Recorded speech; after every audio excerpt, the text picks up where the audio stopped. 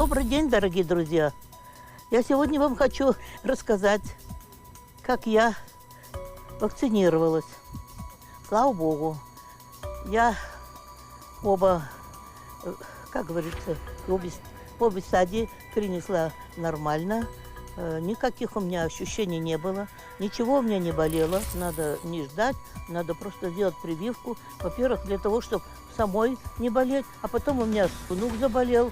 Сначала, потом дочка заболела, и мне дочка сказала: мама, хочешь, не хочешь, мы будем тебе делать прививку, пока ты не заболела. Я, правда, никуда сейчас особенно не хожу, ну, такие какие-то небольшие там общественные дела бывают у меня, но я все стараюсь в перчатке и потом до расстояния находить. И тем не менее, я считаю, что это обязанность, должность человека, который думает о своем здоровье, в первую очередь о своем здоровье, он должен прививаться.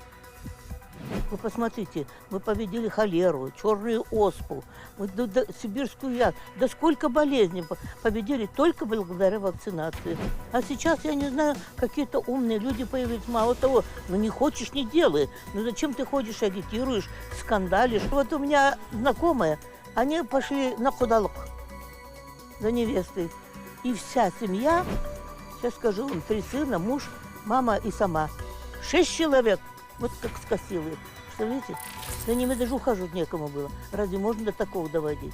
Вот поэтому, дорогие мои, я вас просто призываю, если вы хотите быть здоровыми, конечно, надо обязательно сделать прививку.